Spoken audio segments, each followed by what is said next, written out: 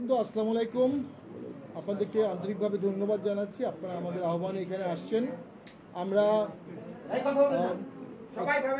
আমরা গতকাল থেকে যে ঘটনাগুলো ঘটছে আমরা মনে করি এগুলো একটি সুবিস্তৃত বিবরণ আপনাদেরকে দেওয়া প্রয়োজন। আমরা খুব দুঃখ পেয়েছি, কষ্ট পেয়েছি যে আমাদের অত্যন্ত প্রিয় নুরু উনি আহত অবস্থায় হসপিটালে আছেন। আমরা দোয়া করি উনি খুব দ্রুত আরোগ্য লাভ করুক। ওনাদের সাথে আমাদের ব্যক্তিগত সম্পর্ক অত্যন্ত ভালো, পার্টির চেয়ারম্যানেরও ব্যক্তিগত সম্পর্ক ওনার সাথে ভালো।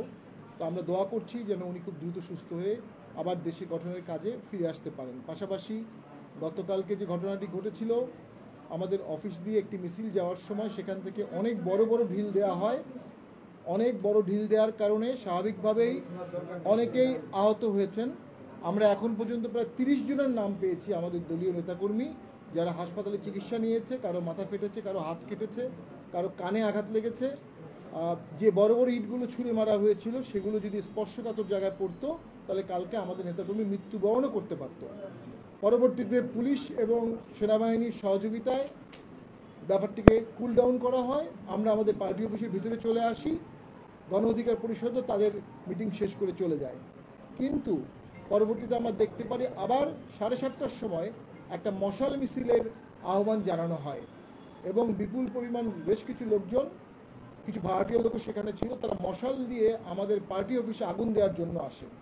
এই সময় পার্টি অফিসে অনেক নারী ছিল, আমাদের পার্টির চেয়ারম্যান ম্যাডাম ছিলেন, পার্টির চেয়ারম্যান ছিলেন, আমি ছিলাম, অনেক প্রেসিডেন্ট সদস্য ছিল, অনেক কেন্দ্রীয় কমিটির সদস্যরা ছিলেন, নারী ছিলেন, সাবেক সংসদ সদস্য ছিলেন।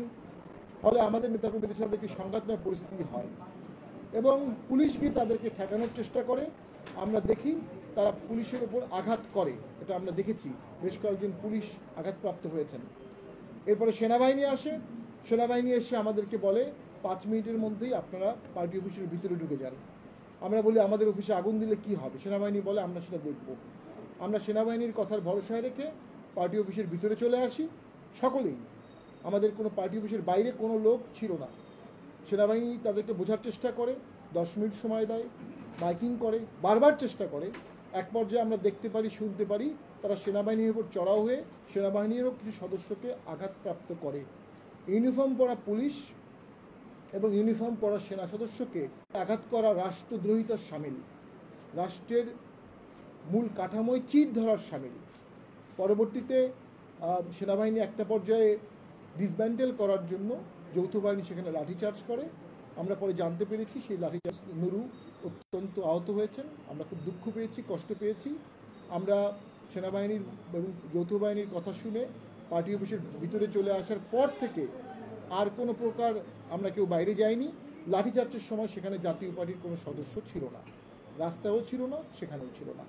তো আমরা মনে করি এই ঘটনার একটি সুষ্ঠু তদন্ত হোক। একটি দলের আদর্শ বা কর্মসূচি হতে পারে না যে আরেকটি দলকে ব্যান করতে হবে। একটি দলের আদর্শ বা কর্মসূচি হতে পারে না যে অমুক দলের চেয়ারম্যানকে অ্যারেস্ট করতে হবে। জাতীয় পার্টি শান্তিপ্রিয় দল, গঠনতান্ত্রিক রাজনীতি করে, সংবিধান মেনে চলে, নিবন্ধিত দল হিসাবে রাজনীতি করে এবং সে রাজনীতিতে কেউ পক্ষ হতে পারে, কেউ বিপক্ষ হতে পারে। কিন্তু জাতীয় পার্টিকে ব্যান করা, জাতীয় পার্টিকে রাস্তায় নামতে না দেয়া, জাতীয় পার্টিকে দোসর বলা, এই ধরনের ট্যাগিং রাজনীতির মাধ্যমে দেশে নব্য মপতন্ত্রের সৃষ্টি হচ্ছে, দেশে গণতন্ত্র হোঁচট খাচ্ছে, দেশে বিভাজনতন্ত্র প্রতিষ্ঠিত হচ্ছে। যে ঐক্যের ভিত্তিতে বাংলাদেশ সৃষ্টি হয়েছিল সে ঐক্যে চির ধরছে। এই চির ধরা অনৈক্যের দেশ যে কোনো সময় খাদের কিনারে পড়ে যেতে পারে। আমাদের সকলের দায়িত্ব এই দেশকে খাদের কিনারে পড়ে না গিয়ে দেশটিকে সামনের দিকে নিয়ে যাওয়া, সহাবস্থান সৃষ্টি করা, ঐক্যমত সৃষ্টি করা। সেনাবাহিনী আমাদের আগুনের হাত থেকে কালকে বাঁচিয়েছে, আমরা সেনাবাহিনী এবং পুলিশকে ধন্যবাদ জানাতে চাই। পাশাপাশি যদি কোনো প্রকার অতিরিক্ত শক্তি প্রয়োগ হয়ে থাকে সুষ্ঠু তদন্তের মাধ্যমে সেটি বের হয়ে আসুক।